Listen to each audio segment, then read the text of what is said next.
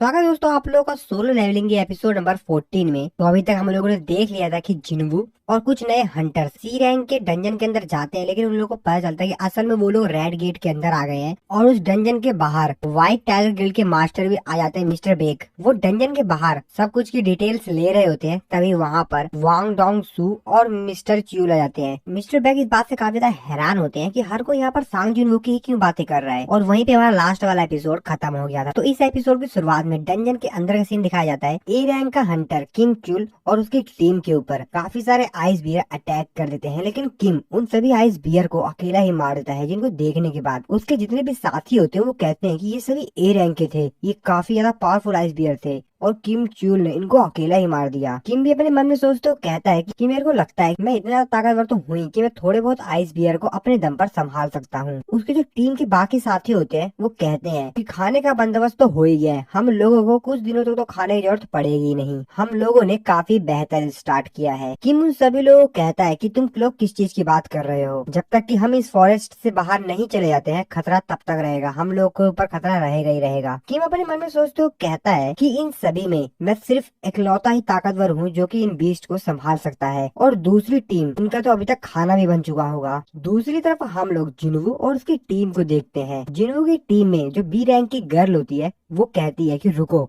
हम लोग को इसके आगे नहीं जाना चाहिए। जिसपे जिन्वू उससे पूछता है कि क्यों, आखिरकार हम लोग को आगे क्यों नहीं जाना चाहिए। वो गर्ल उसको बताती है तुमको वहाँ पर दिखाई नहीं दे रहा है, वहाँ पर देखो एक टेरेक्टिल मार्किंग है, इसका मतलब ये है कि इसके आगे आइस बियर का पूरा एंटायर जो फॉरेस्ट है वो पूरा आइस बियर का है। तो हम लोग को यहाँ से जल्द वापस चले जाना चाहिए। अगर हम थोड़ी देर और भी यहाँ रुकते हैं तो यहाँ पर काफी सारे मैजिक बीस्ट आना स्टार्ट हो जाएंगे। जिसपे जिन्वू उससे कहता है कि अच्छा, तो ये जो एरिया है वो पूरा आइस बियर का है, तो तुम यही कहना चाहती हो। जिसपे वो लड़की अपने मन में सोचते हो कहती है क्या मैंने कुछ गलत कहा क्या। जिसके बाद वो लड़की जिन्वू से कहती है कि हाँ, इसीलिए हम लोग को यहाँ से वापस चले जाना चाहिए। फिर जिन्वू से कहता है तो मैं भी तो यही कहना चाहता हूँ, हम लोग को फॉरेस्ट के और भी अंदर जाना चाहिए। जिसपे वो लड़की ऊपर गुस्सा करते हो कहती है क्या तुम समझे नहीं मैं क्या कहना चाहती हूँ, तुम सुन भी रहे हो ना कि मैं कहना क्या चाहती हूँ, मैंने क्या बोला। अगर हम लोग और भी आगे गए तो हम लोग मारे जाएंगे, तुम क्या मरना चाहते हो। जिसपे जिन्वू उससे कहता है कि जैसा कि जो पूरी टेरिटरी है ये बियर टेरिटरी है, इसका मतलब ये है कि हम जितना भी अंदर इस फॉरेस्ट के अंदर जाते जाएंगे हम लोगों को आइस बियर के अलावा किसी और से डरने की जरूरत नहीं है। और इन आइस बियर को हम लोग काफी अच्छे हैंडल कर सकते हैं अगर तुलना की जाए उन आइस एल्फ से, जो कि काफी ज्यादा खतरनाक है। जिसपे वो जो गर्ल हंटर होते हैं वो भी सोचती है आखिरकार मैंने इस चीज के बारे में क्यों नहीं सोचा। फिर जिन वो अपनी इन्वेंटरी चेक करता है तो वहाँ पे काफी सारे क्लॉथ होते हैं विंटर के, तो उनमें से वो कुछ जो विंटर के क्लॉथ होते हैं वो निकाल के अपने साथियों को देता है और उन लोगों को कहता है कि ये पहन लो। मैं नहीं चाहता हूँ कि मैजिक बीस्ट से फाइट करने से पहले ही तुम लोग यहाँ पर फ्रीज होके मर जाओ। सभी लोग देख के काफी ज्यादा हैरान होते हैं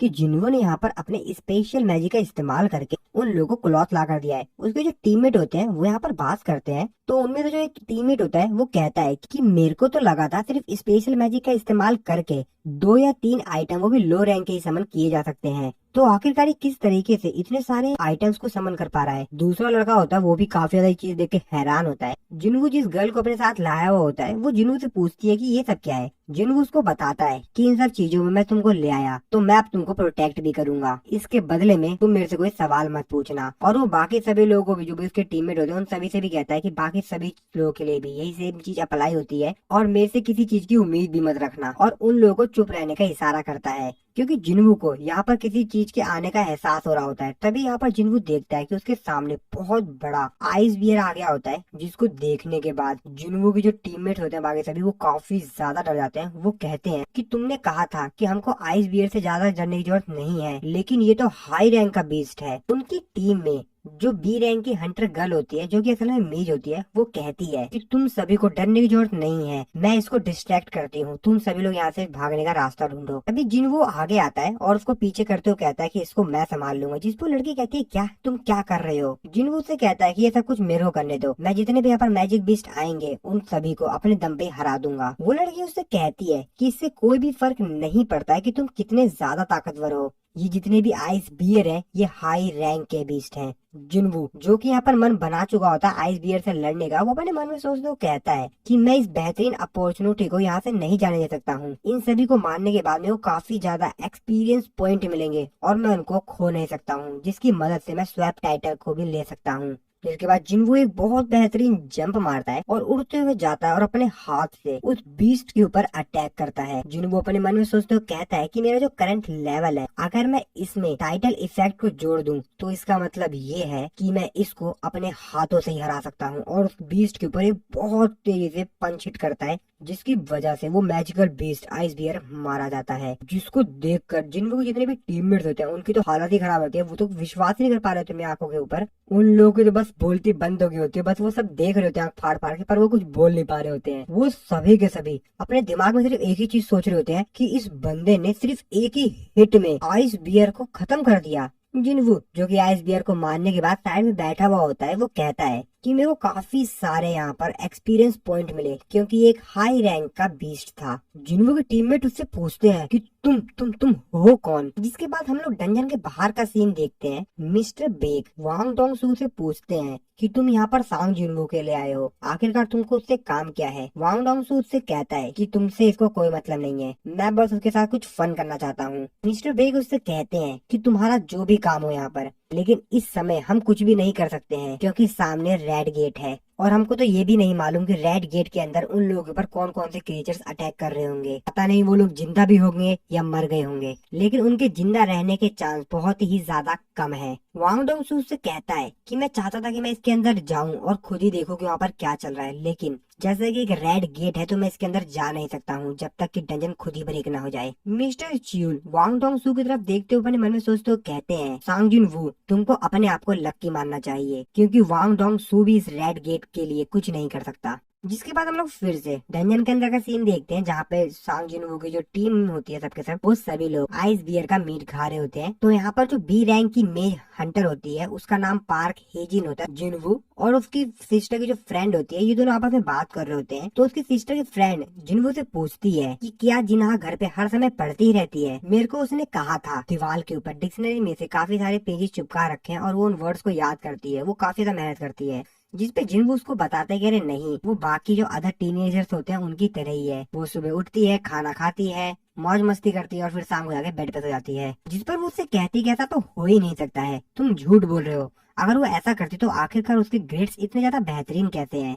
जिन्वू से कहता है कि हाँ मैं भी इस चीज पे बिलीव नहीं कर सकता हूँ, पर मैं तुमको बता दूं जब वो मिडिल स्कूल में थी तो वो सिर्फ आती थी घर पर और गेम खेलती रहती थी। जिन्वू के जो बाकी टीममेट्स होते हैं वो आपस में बात कर रहे होते हैं कि अभी थोड़ी देर पहले हम लोग के ऊपर आइस बियर ने अटैक कर दिया था और तुम जिन्वू की शक्ल देखो, उसके ऊपर तो कुछ भी मतलब असल ही नहीं है और उसने सारे जो इतने भी हाई रैंक के आइस बियर थे उसको अपने हाथों से ही हरा दिया। जिन्वू भी खाना खाने के बाद खड़े होकर वहाँ से जाने लगता है, जिस पर हेजिन उससे पूछती है कि आखिरकार आप तुम कहाँ पर जा रहे हो। जिन्वू उसको बताता है कि मैं थोड़ा सा वर्कआउट करने के लिए जा रहा हूँ। जिस पर उससे पूछती है क्या तुम यहाँ पर एक्सरसाइज करोगे इस गेट के अंदर। जिन्वू उससे कहता है कि हाँ अगर मैंने ऐसा नहीं किया तो मेरे को पेनल्टी भरनी पड़ेगी। जिसकी बात सुनने के बाद उसके टीममेट जो होते हैं वो कहते हैं ये काफी ज्यादा अजीब नहीं है। इसके बाद हम लोग जिन्वू को देखते हैं जो कि पेड़ के ऊपर आकर यहाँ पर अपनी एक्सरसाइज को कंप्लीट कर रहा होता है। जिन्वू अपने आप से कहता है कि मैं नहीं चाहता हूँ कि मैं स्ट्राइक स्क्वाड को यहाँ पर छोड़ के पेनल्टी जोन में चला जाऊँ, इसलिए मेरे को अपने जितनी भी एक्सरसाइज है, आज की जितनी भी क्वेस्ट है उसको कंप्लीट कर लेना चाहिए। और जिन्वू जब यहाँ पर एक्सरसाइज कर ही रहा होता है तभी उसके सामने और भी काफी सारे मैजिक बीस्ट जाते हैं। जिन्वू उन सभी लोगों को देखने के बाद कहता है कि तुम्हारे नंबर्स तो मेरे को सेम लग रहे हैं जितने को मैंने पहले मारा था, चलो फिर अब आ जाओ। और फिर जिन्वू उन सभी के ऊपर अटैक करके उन सबको मार देता है। साथ में जिन्वू ने इस बार अपने शैडो सोल्जर का भी इस्तेमाल किया होता है। जिन्वू उनकी तारीफ करते हुए कहता है कि मैंने जितना सोचा था मेरे शैडो सोल्जर तो उससे भी ज्यादा ताकतवर हैं, पर जिन्वू जब इनका इस्तेमाल करता है तो उसकी माना भी यहाँ पर कम होती है। और तभी यहाँ पर जिन्वू देखता है कि उनके पीछे से एक और बहुत बड़ा आइस बियर आ जाता है, जिसको देखने के बाद जिन्वू कहता है अच्छा तो तुम कहीं इनके बॉस तो नहीं हो। और वो आइस बियर जिन्वू के जितने भी यहाँ पर शैडो सोल्जर्स होते हैं उनके ऊपर अटैक करता है और उन सभी को खत्म करता है। जिसके बाद जिन्वू यहाँ पर थोड़े से और शैडो सोल्जर बनाने की कोशिश करता है लेकिन बन ही नहीं पा रहा होता है। जिन्वू को उसका सिस्टम नोटिफिकेशन देके बताता है कि तुम्हारी जो माना है वो खत्म हो चुकी है और इस वजह से शैडो सोल्जर्स को रीजनरेट नहीं किया जा सकता है। जिसके बाद जिन्वू यहाँ पर अपने शैडो सोल्जर सबसे ज्यादा ताकतवर इग्रीस को बुलाता है और इग्रीस जो होता है उस बियर को पूरी तरीके से खत्म कर देता है। साथ ही में उसके आसपास जितने और भी बियर होते हैं उन सभी को भी मार देता है। जिन्वू उसकी तरफ देखते हुए कहता है कि असल में ये मेरे से भी ज्यादा ताकतवर है, बहुत बेहतरीन काम। जिसके बाद जिन्वू वहाँ पर जो आइस बियर्स होते हैं उनके पास जाता है और उनको भी यहाँ पर अपने शैडो सोल्जर आर्मी में ऐड कर लेता है। जिन्वू यहाँ पर काफी सारे आइस बियर को शैडो बीस्ट बना लेता है। इसके बाद फिर से हम लोग डंजन के बाहर का सीन देखते हैं, जहाँ पर मिस्टर बेग जो होते हैं वो पूछते हैं कि आखिर कितना ज्यादा समय बीत गया। उनको बताया जाता है कि लगभग 3 घंटे बीत चुके हैं सर। तो इसका मतलब ये है कि गेट के अंदर 3 दिन बीत चुके हैं। व्हाइट टाइगर गिल का चीफ कहता है कि आखिरकार अंदर कितने लोग जिंदा होंगे। मिस्टर उससे कहते हैं कि अब पता नहीं कितने लोग बचे होंगे, क्योंकि अंदर का जो एनवायरनमेंट है वो कुछ भी हो सकता है। अगर अंदर बहुत तेज धूप हुई उन लोगों का स्किन जल जाएगा, अगर अंदर बहुत तेज कोल्ड हुआ, बहुत तेज सर्दी हुई तो वो लोग जम जाएंगे, या और भी उनके ऊपर पॉइजनस इंसेक्ट अटैक कर सकते हैं। कुछ भी हो सकता है, लेकिन जो कमजोर होगा वो पहले मारा जाएगा। और अगर उनमें से कोई एनवायरनमेंट को मैनेज कर लेता है फिर भी उन लोगों को फूड की जो जरूरत होगी ही। और जैसा कि जो गेट है वो काफी ज्यादा हाई लेवल का है, तो लो रैंक के हंटर्स के तो काफी ज्यादा मुश्किल होने वाली है। और वो हंटर्स जो कि सी रैंक या उससे नीचे के हैं वो सभी लोग तो अभी तक मर भी चुके होंगे। वांग डोंग सू ये बात सुनने के बाद कहता है तो इसका मतलब ये है कि सांग जिन वू भी जरूर मर चुका होगा। यहाँ पर आना सिर्फ एक टाइम वेस्ट था। जिसके बाद वांग डोंग सू मिस्टर वेग से कहता है कि मैं सीधे मुद्दे पर आता हूँ, मेरे को ये बताओ जब सांग जिन वू व्हाइट टाइगर गिल्ड का मेंबर है ही नहीं तो फिर वो गेट के अंदर क्यों एंटर किया। जिसकी बात सुन के मिस्टर बैक और बाकी सभी लोग भी थोड़ा सा हैरान होते हैं। जिस पर व्हाइट टाइगर गिल्ड के जो चीफ होते हैं वो यहाँ पर उसको बताते हैं कि उसने मेरे से पूछा था अगर वो सी रैंक के रेड में पार्टिसिपेट करता है तो क्या उसको काफी अच्छे पैसे मिलेंगे, और इसी वजह से वो वहाँ पर चला गया। लेकिन वांग डोंग सू का कुछ अलग ही मूड था। वो व्हाइट टाइगर गिल्ड के चीफ के ऊपर शक कर लेता है, उसके पास काफी ज्यादा तेजी से जाता है, उसकी गर्दन पकड़ते हुए कहता है बताओ तुम मेरे से क्या छुपा रहे हो, तुम मेरे से जरूर कुछ ना कुछ तो छुपा रहे हो, बताओ फटाफट तुम क्या छुपा रहे हो। मिस्टर बेग भी ये सब कुछ देख के काफी ज्यादा गुस्से में आते हैं। वो वांग डोंग सू का हाथ पकड़ते हुए कहते हैं कि मेरे एम्प्लॉय को छोड़ो। वांग डोंग सू उससे कहता है कि क्या तुमने मेरे को अभी ऑर्डर दिया। चीफ भी अपने मन में सोचते हुए कहते हैं कि अगर हम लोग केयरफुल नहीं रहे तो 2 एस रैंक के हंटर्स ही आपस में भिड़ जाएंगे। फिर से हम लोग डंजन के अंदर किम चुल और उसकी टीम को देखते हैं, जिनके ऊपर एक दूसरा अलग बीस्ट अटैक कर देता है। किम के सामने ही उसके जितने भी फ्रेंड्स होते हैं वो सभी मर रहे होते हैं। किम अपने मन में सोचते हुए कहता है कि मेरे को टॉप क्लास की ट्रेनिंग दी गई थी ताकि मैं अपने गिल्ड में एक टॉप हंटर बन सकूं, तो आखिरकार मैं इन लोगों से कैसे हार सकता हूँ। नहीं मेरे को सब कुछ करना ही होगा। उसके जितने भी टीममेट्स होते हैं वो सिर्फ चिल्ला रहे होते हैं कि स्क्वाड के लीडर हमको बचाओ, लीडर हमको बचाओ, लेकिन वो यहाँ पर कुछ नहीं कर पाता है क्योंकि यहाँ पर आइस स्लेयर्स आगे होते हैं और वो यहाँ पर जितने भी उसकी टीममेट्स होते हैं उन सभी को मार देते हैं। वो भी इन लोगों को यहाँ पर देखकर काफी ज्यादा हैरान होता है कि अभी तो हमारे ऊपर आइस बियर अटैक्स कर रहे थे और उसके बाद आइस स्लेयर, जिनको देखने के बाद किम काफी ज्यादा डर जाता है और वहाँ से भाग जाता है। थोड़ी दूर आने के बाद किम अपने सामने देखता है, वो देख के काफी ज्यादा हैरान हो जाता है क्योंकि उसके सामने काफी सारे बियर्स मरे पड़े हैं। वो अपने मन में सोचते हुए कहता है कि अच्छा तो इसीलिए जब से हम फॉरेस्ट के अंदर एंटर हुए हैं तब से हम लोगों को ज्यादा बियर्स नहीं मिले। लेकिन आखिरकार इन लोगों को मारा किसने है? क्या दूसरी टीम्स ने इन लोगों को मारा है? नहीं, ऐसा तो हो ही नहीं सकता है। वो उन लोगों के बस की बात तो नहीं है, ये जरूर आइस स्लेयर्स ने किया होगा। इसका मतलब आसपास आइस स्लेयर्स हैं। फिर से वो वहाँ से आगे भाग जाता है। डंजन के बाहर मिस्टर बेक और वांग डोंग सू ये दोनों फाइट के मूड में होते हैं। मिस्टर बेक कहते हैं कि लगता है कि तुम फाइट करना चाहते हो। वांग डोंग सू भी कहता है कि अच्छा तो तुम क्या मेरे को हरा दोगे, और फिर इन दोनों के बीच में फाइट हो जाती है। बाकी सभी लोग होते हैं यहाँ पर, वो देखकर काफी ज्यादा हैरान होते हैं। लेकिन तभी इन लोगों की फाइट के बीच में मिस्टर चियो आ जाते हैं। वो उन दोनों को रोक देते हैं और उन दोनों से कहते हैं अगर तुम दोनों लास्ट मोमेंट पे मेरे रोकते ही नहीं रुके होते तो मेरे दोनों आर्म से ही टूट जाते। जिसके बाद मिस्टर चियो उन लोगों को बताते हैं कि मैं ही वो पहला इंसान था जिसने सांग जिन वू के ऊपर शक किया था कि उसका रीअवेकिंग हुआ है। ये सब कुछ 2 महीने पहले के आसपास हुआ था और इसी वजह से मैंने मार्टनामीटर का इस्तेमाल करके उसकी रैंक को मेजर किया था, लेकिन रिजल्ट सेम ही आया, वो एक ई रैंक का था। जिसकी बात सुन के व्हाइट टाइगर चीफ अपने मन में सोचते हुए कहता है कि ये तो नामुमकिन है। मिस्टर चिल अपनी बात फिर से कंटिन्यू करते हुए कहते हैं कि काफी ज्यादा शर्म की बात है कि हंटर वांग डोंग सुक मारे गए, लेकिन सांग जिन वो इतना ज्यादा स्ट्रॉन्ग भी नहीं है कि वो पूरे स्ट्राइक स्क्वाड को ही खत्म कर सके। वांग डोंग सू से कहता है कि हाँ मैं जानता हूँ, अगर उन लोगों ने ट्रैप भी यहाँ पर बिछाया होता तो जहाँ तक मेरे को लगता है जिसने की उन सबको मारा होगा वो जरूर योनजिन कंस्ट्रक्शन का बेटा होगा। तो वो यहाँ पर योजिन की बात कर रहा होता है। सर चील उससे कहता है कि सर अगर आपको पहले से ही पता था और आपको उसके ऊपर शक था तो आखिरकार आप ही सब कुछ सांग जिनवो के ऊपर ही क्यों कर रहे थे। वांग डोंग सू से कहता है क्योंकि उसने किसी को मारने की कोशिश की। फिर वो वहाँ से जाने लगता है और कहता है यहाँ पर जो भी हुआ अभी उसको भूल जाओ, तुमने मेरे जोश को खत्म कर दिया, अब मैं जा रहा हूँ सोने के लिए। वांग डोंग सू वहाँ से जाते जाते बाकी जो 3 लोग वहाँ पर होते हैं उन लोगों पर गुस्सा करते हुए कहता है कि क्या क्या देख रहे हो तुम लोग, क्या तुमने इससे पहले 2 S रैंक्स को एक साथ नहीं देखा है क्या? लेकिन व्हाइट टाइगर गिल्ड का चीफ जो होता है वो तो अपने मन में सोचते कहता है कि मैं ही हूँ, वो मैं ही हूँ सिर्फ जो कि सांग जिनवू की कैपेबिलिटीज को जानता है, और वही है जो कि वहाँ से सबको जिंदा लाएगा। और इस तरफ डंजन के अंदर जिनवू की टीम एंजॉय कर रही होती है। दूर खड़ा A रैंक का हंटर किम उन लोगों को देख के काफी ज्यादा हैरान होता है। वो अपने मन में सोचते कहता है कि आखिरकार यहाँ पे चल क्या रहा है, ये सभी के सभी तो लो रैंक के हंटर्स है ना, ये लोग अभी तक जिंदा कैसे हैं? इन लोगों के पास सभी प्रकार के इक्विपमेंट्स हैं,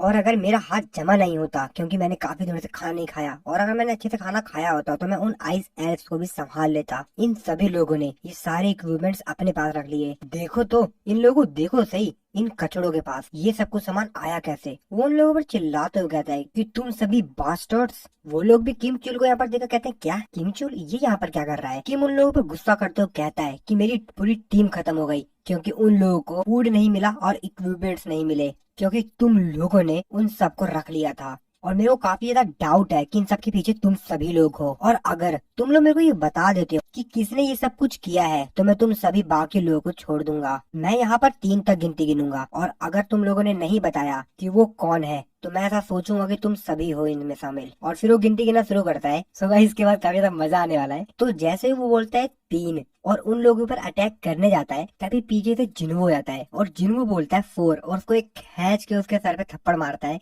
जिसकी वजह से वो बेचारा काफी ज्यादा दूर जाके गिरता है। भाई काफी ज्यादा मस्त था ये वाला सीन। जिन्वो उससे कहता है कि असल में तुम थे जिन्होंने हम सबको यहाँ पर मरने के लिए छोड़ दिया था, तो ये बेवकूफ भरी बातें करना बंद करो। तुम अकेले नहीं आए हो, तुम अपने साथ क्यों किसी दूसरे को लेकर आए हो? जिस पर सभी लोग के जो टीममेट्स होते हैं काफी ज्यादा हैरान होते हैं, कहते हैं क्या ये किसी को साथ में लेकर आया है, पर हमको तो कोई दिखाई नहीं दे रहा है। जिसके बाद जिन्वो यहाँ पर जो उसके साथ बंदा आया होता है उसको कहता है कि बाहर आ जाओ, अपने आप को छुपाओ मत, मेरे को पता है तुम्हारे जो प्रेजेंस है वो काफी ज्यादा स्ट्रॉन्ग है, तो तुम छुपा नहीं सकते अपने आप को, मेरे को पता है कि तुम यहीं आसपास हो, अब फटाफट बाहर आ जाओ। तभी हम लोग देखते हैं कि यहाँ पर आइस स्लेयर आ जाता है, जिसने की यहाँ पर हाइड होने वाली स्किल का इस्तेमाल करके अपने आप को छुपा रखा था। आइस स्लेयर वहाँ पर अपीयर हो जाता है। वो उन सभी से कहता है हाँ ये बात तो सही है, तुम मेरे सभी के सभी तो ट्रैश नहीं हो, तुम सभी कबाड़ा नहीं हो, तुम मेरे कुछ लोग हैं जिनके पास काफी बेहतरीन स्किल है। जिन्हों कहता है कि आखिरकार तुम कहना क्या चाहते हो, हम लोग कबाड़ा है। आइस स्लेयर जिन्वू की बात सुनकर काफी ज्यादा हैरान होता है। वो जिन्वू से कहता है क्या क्या क्या तुम हमारी लैंग्वेज को समझ सकते हो? ये बात सुनने के बाद बेचारा जिन्वू भी कंफ्यूज होता है। वो अपने मन में सोचते कहता है कैसे कैसे आखिरकार मैं इन लोगों से कम्युनिकेट कैसे कर सकता हूँ? ही जिन भी देखकर काफी ज्यादा हैरान होते हो, कहते जिन्वू तुम तो मैजिक बीस्ट की लैंग्वेज बोल रहे हो। जिन्वू अपने मन में सोचते कहता है ऐसा सिस्टम की वजह से हुआ होगा। जिसके बाद आइस स्लेयर जो होता है वो जिन्वू से कहता है कि ऐसा लगता है कि हम लोग अच्छी तरीके से कम्युनिकेट कर पा रहे हैं, तो मैं कुछ तुमको दिखाना चाहूंगा, तुमको कुछ इंट्रोड्यूस करवाना चाहूंगा। और तभी उसके पास एक आइस स्लेयर को लाते हुए कहता है तुम दोनों इससे पहले भी मिल चुके हो,